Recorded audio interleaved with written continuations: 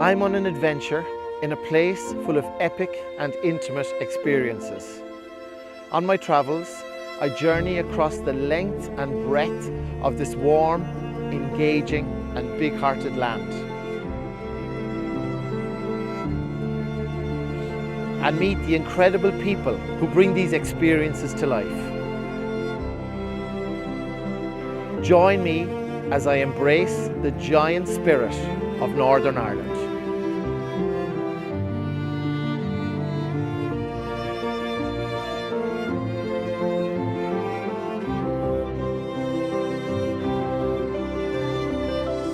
John Hubbocks is a kayak expert and trained chef. He knows Strangford Lough intimately, and I hope that he will keep me dry today as I explore this hidden gem. So I'm really looking forward to this today, John. Now, glide with the tide, right? So basically, that means that we're gonna go kayaking, and then I'm gonna forage for mussels, and then we're gonna cook the mussels. So I'm very at home in the water. Perfect. The mussels better be careful. Well, hopefully. I love mussels. Hopefully not today. And we're going to have a great time. Now you're gliding. I'm glad you shaved your legs anyway. He shaved his legs. Yeah, so basically what we're going to do, we're going to go out here and we're going to go out and see. You get used to the boat first of all. Yeah. And then what we then do is, so we learn some basic skills. Yeah. We then go off around Skeptrick Island, round the back towards Daft, that is Ballydoran Lightship. And then, yes, pull up onto an island, look for some mussels. And I'm a chef by trade, so obviously then we can then cook the mussels up in a local whiskey from Dunville's.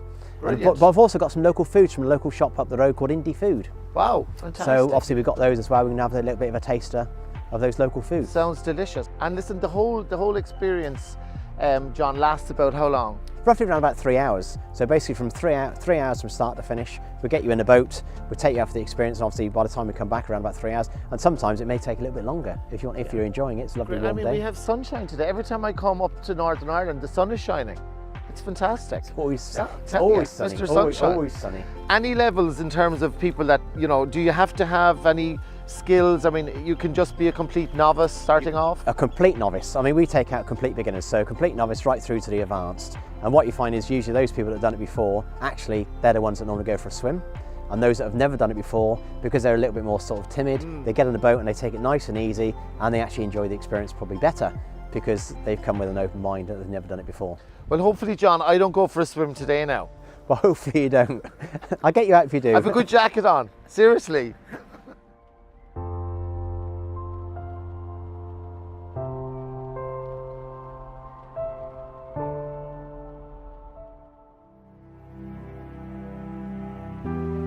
I had heard rumour of a legendary shepherd in the Sperrin Hills.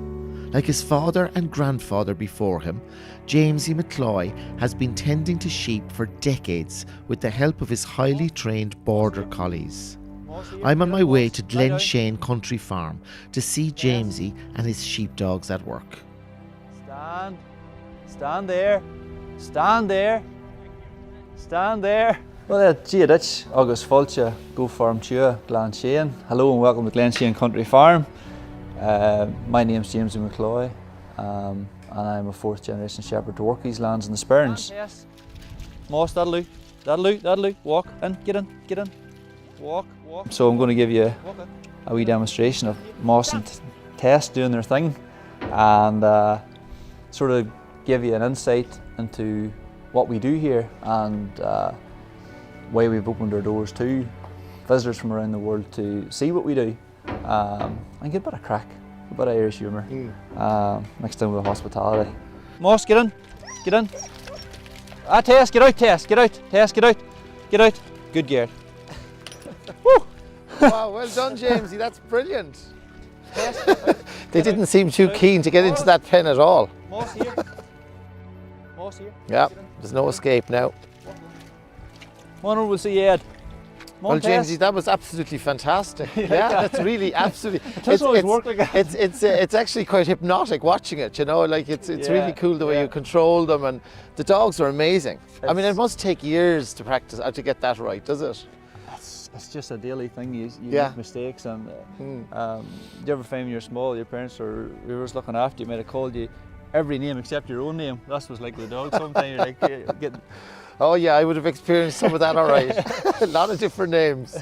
That's brilliant though. That was really, really enjoyable, I have to say. Obviously every sound, everything that you do there, they just react immediately. The sound and firstly the dogs kind of get a bond with you whenever you're with them every day and you're feeding them and petting them. And when I'm trying to work the dogs, I try to do it in a low, calm voice, and that communication comes across very softly. On the flip side, if they're doing something wrong, I kind of raise my voice and gruff, and it's not that I'm cross with the dog, it's purely down to communication. Yeah. So it's through the body language of stand, stop, that'll do, give them a pet. You kind of break down the language barriers, and it's unbelievable what they can do. And what I would be doing would be just scratching the surface of what they'd be capable of. Will you take me in and have a look at the sheep now? Well, yeah, and the lambs. No problem. Brilliant, thanks a million. Get these out. Fantastic. Come on, Moss.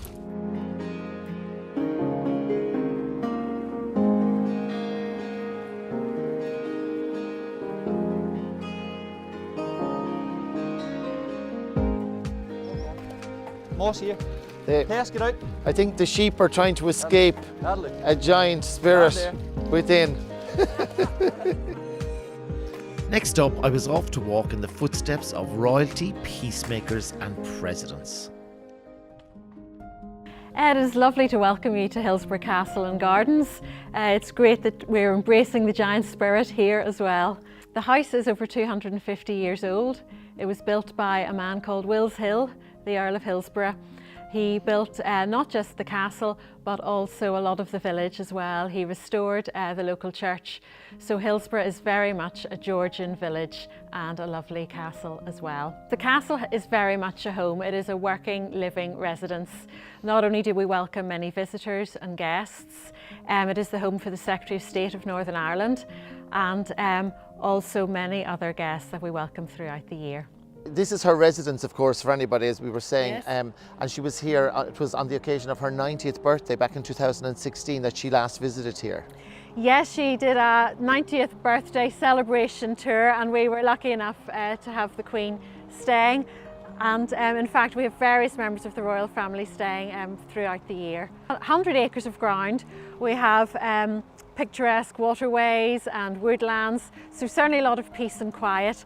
But we also have a 4-acre walled kitchen garden, and it produces the fruit and vegetables both for the castle and for the 2 restaurants that we have on site. So it's a lovely, exciting area to visit. Just 30 minutes outside Belfast is the beautiful Galgorm Spa and Golf Resort. Today I'm meeting with survival experts Andy and Paul to get back to nature with a spot of foraging and rewilding. Welcome to Golgorn Resort and Spa. Wonderful to be here, and what an amazing day. It's great, isn't it? It's one of those days that just makes you benefit being outside, doesn't it? The sun's shining, the air's a bit cold, but then we expect that at this time of the year. It's my first time going on this foraging trip, which is, I must say, I'm really looking forward to it. Good, good. Well, there's plenty of stuff out at the minute. There's plenty of nice wee wild plants. The trees are starting to, the buds are starting to burst. So today, we're going to take you on a wee forage, okay? We would run different courses, from the hardcore survival type course right to this type of course here, which is more of the foraging experience. So from your Bear Grylls to your like relaxed kind of foraging. Relaxed foraging. The woodland walker who takes his dog out in the woods and wants to know more about what they're actually passing by, why they're there. Fantastic. We take out different types of groups. With the resort itself, we're running a course that's like an immersion back into nature, a rewilding, if you will. And what we'll do is bring people out. We talk about the different plants, seasonal, of course, that we can actually find in the area. Then we encourage them to get to take the plants. We go down to the river, we make a wee campfire, and we make different teas out of it. And they actually get to experiment. So in shops now, you'll find all these lovely, wonderful herbal teas. This is where it comes from. Wow. Okay? In our part of the world, this is where the herbal tea comes from.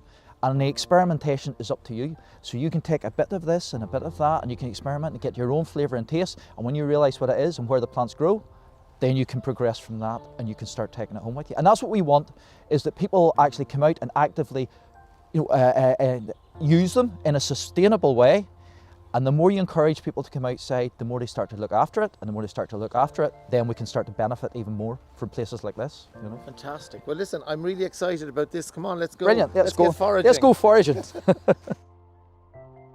Next, I'm putting on my walking boots to join Emer Flanagan, the owner of Away We Walk, to discover the virtually unknown cliff path trail to the Giants Causeway, a UNESCO World Heritage Site. The vast majority of people, you know, a million or so people come to the Giants Causeway, and you know, they go to the visitor centre, they walk down to the stones, they'll maybe go up the Shepherd Steps and see a little bit of the coast. But truly, if you're fit and able and active, you're missing the best of it. You're missing so much more. You know, it's 5 miles, it's half a day. You really embrace a giant spirit on that walk. You do. Mother Nature it's never the same tour twice, she'll do what she'll do. And, you know, it's breathtaking. The cliffs up there, there's, you know, from a scenery point of view, they can compete with the Cliffs of Moher, with Sleeve League. On your, well, not so wee walk, right? Yeah, this 5 is the miles. thing, right? So we're in the north. Wee has got nothing to do with size. That's one thing you have to tell right? people. Everything is a wee walk away. Everyone's a wee walk. So you'll be asked to take a wee seat. The seat won't be small. It's just of how course. it's a the lovely, expression. It's a way of softening things up a bit. It just, isn't it? yeah. So depending what Mother Nature's doing, it's definitely not necessarily wee walk. Mind me now today, Come on, you will, yeah? I will for Walking sure, along. aye, absolutely. Don't lose me now. No, it'd be difficult on a coast path to lose you, Ed. Fantastic. A short trip down the road to the beautiful town of Portstewart, I'm meeting Wendy Gallagher, the founder of Catch and See. I've grown up here all my life, and Catch and See really was created because I just wanted simply to educate people not only as to different stories about our coastline, but actually what you can find in the water here. And I think it's safe to say you can't really get a fresher breakfast than This this. is such a beautiful part of the world, it really is. I mean, the breathtaking views there, the beaches, the sea, I mean, everything is so lovely up here. I must say, it's been a fabulous day. And now, look, I didn't think I was going to catch a mackerel today, you know? You did very well, I'm Yeah. very impressed. Catch and see, you know?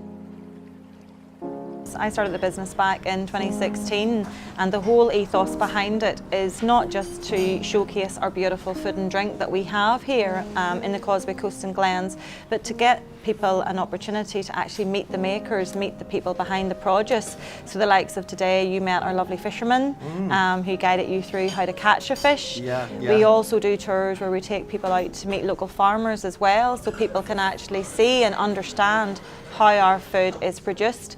We've got amazing craft breweries just in Portrush down the road here. We've got a fantastic craft brewery where we can meet the brewers, and I think it just adds to the whole experience. And what we really want our visitors to do is immerse themselves in the Causeway Coast whenever they're here and really get a sense, not just to taste, but to actually hear the stories behind the produce. Well, I've worked up quite a thirst after all that fishing, so now I'm off to taste a range of award-winning ciders and apple juices with expert Danny from the Armagh Cider Company to discover the blossom to bottle experience. This is gorgeous here. Yes, this is our old apple processing store. Wonderful. So people come here and they experience the lovely ciders, and then they get to, and you do food for them as well. Lunch. Yes, we do a fantastic. lunch for them. The nicest time to come is actually during apple blossom. Yeah. When the trees are in blossom, it does look So rather April spectacular. would be a great time. End of April, May. Brilliant. The apple blossom season can change depending on the weather. Yeah. But basically around the end of April, May time Fantastic. would be apple blossom season. Ah, wonderful. We're going to try some of our wonderful ciders here. We have our Carson's Crisp and our Madden's Mellow. What is it that makes Armagh like so special in terms of how it produces these award-winning ciders? Geographically, Armagh, where it sits in Ireland and the island of Ireland, we have a microclimate here. So we're actually the furthest north in the British Isles to produce apples commercially. So it's our little microclimate here, south of the loch and between the two rivers, the River Blackwater and the Bann. And that is the basic area for apple growing here in Armagh. Okay, and fantastic. we grow the Armagh Bramley, which holds a PGI status from Europe. So that's a protected geographical indicator. And we do have that here on our bottles. Wonderful. So you don't get a lot of frost here then because of the location. Less spring frost here. Fantastic. Yes. So which allows then the growing of the Bramley apple. The Carson's Crisp we would taste first because it is a very dry cider. It is quite sharp. It is, and you can really taste the fruit, the apples coming through there. I mean, obviously Very much a thirst quencher, I would say. But that's very nice though, because some ciders have a bit of a heavy aftertaste. This is lovely. This just immediately, it doesn't have that. So this is our Madden's Mellow. So this is a slightly mellower version to the Carson's. Easier to drink, I would say. Oh, that's lovely, yeah. Isn't it? That's very soft. Lovely little sweetness to it. Oh yeah, that would be a very, very nice, I could say on a summer evening now, sitting with a glass of that. Sitting with that, yes, yeah, indeed. Lovely. Well, that's definitely raising my spirit anyway, Danny, I can tell Excellent. you. The world's most popular TV series, Game of Thrones, was filmed in Belfast and all across Northern Ireland. I'm going to meet Flip from Giant Tours to get the full experience and explore the stunning film locations on his Game of Thrones tour. Hi Ed, you're very welcome. Great to see you again, Flip. To the north again, yeah. You're a Welcome giant back. of a man. I am, and you're standing uphill. So we're here, and this is Ballantoy Harbour. This little area here is called the Hidden Beach, but shh, don't tell anybody, all right? But it's this kind of place that you can come on my tours. I'll show you this.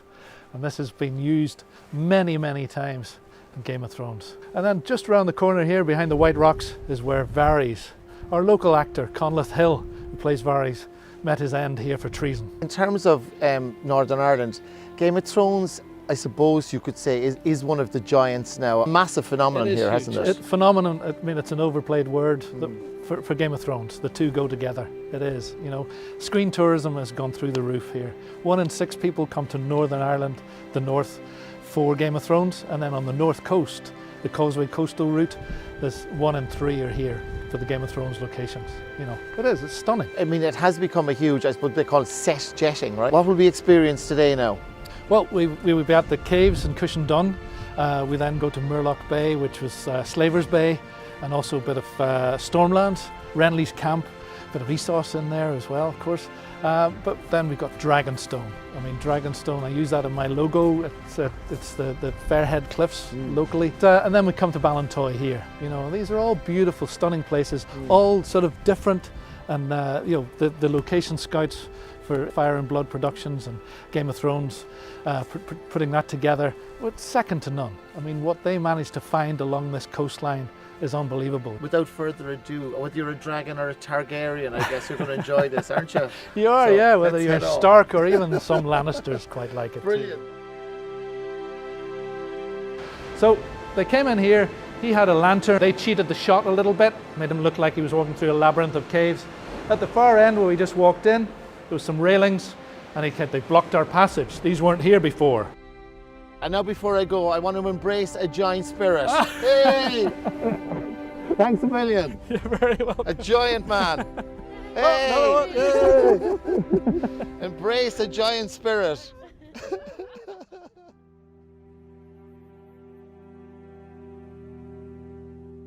It's not only during the day that you can experience the wonders of Northern Ireland. Dava Forest in County Tyrone is known for its dark skies, and now I'm off to enjoy some serious stargazing. Ed, welcome to Northern Ireland's first Dark Sky Observatory. Welcome to It's a great asset that we have here in County Tyrone. We have a great experience. We call our experience the Stars and Stone experience. You can visit Beckmore Stone Circles, which is our first observatory, and it's linked by a beautiful solar walk which brings you to here, the modern observatory, which houses a 14-inch Meade telescope. Part of the experience is we can have star parties, and you can finish your evening at the beautiful glamping pods, the Spur and Glamping Village, which I'm sure that you've seen, Ed, when you were coming to the observatory. We really are completely immersed in nature here, which is fantastic. You are. It's not just about astronomy. This is about getting out and active. We've 31 kilometres of mountain bike trails as well. We've got walking. We've also got beautiful hills that you can go hill walking as well. We've got archaeology walks as well as our solar walk. And what's also amazing is, I suppose, what I thought was great, you've got holograms of the moon here, you've a roof that opens up, and I mean, it's like sort of Star Wars for me, right? A lot of people say that, and people have also said that the pods, which are only 2 kilometres from here, they've said that they look like out of something out of Star Wars, because you can lay in your bed and view the stars from the triangular roofs. So all in all, you have a very much immersive experience. We've realised for a long time that this is a very important archaeological area. It seems that this area attracted people for whatever reason, and maybe it was the fact that whether it's height or whatever, like we're somewhere around about less than 200 metres. We don't have valley fogs here. We seem to have clear skies, fair enough, for so the sky would have been so important, and what was happening in the sky would have been so important to early people, because like the moon and the stars, of course, that was key to their existence.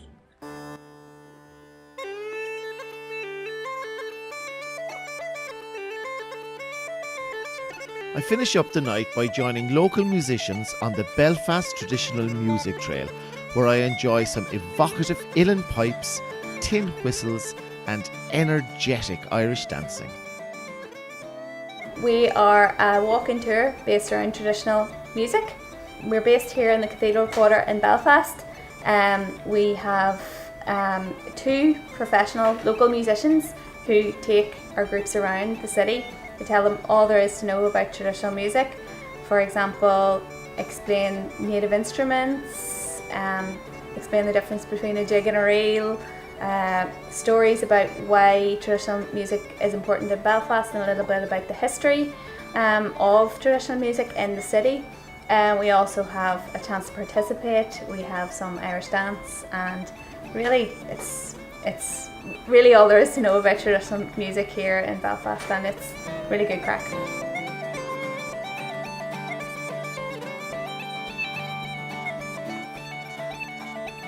Join me next time on A Giant's Welcome, when I'll be walking with the men of the Mourns, unlocking the walled city of Derry, and lots more in between, as I continue my journey to embrace the giant spirit of Northern Ireland.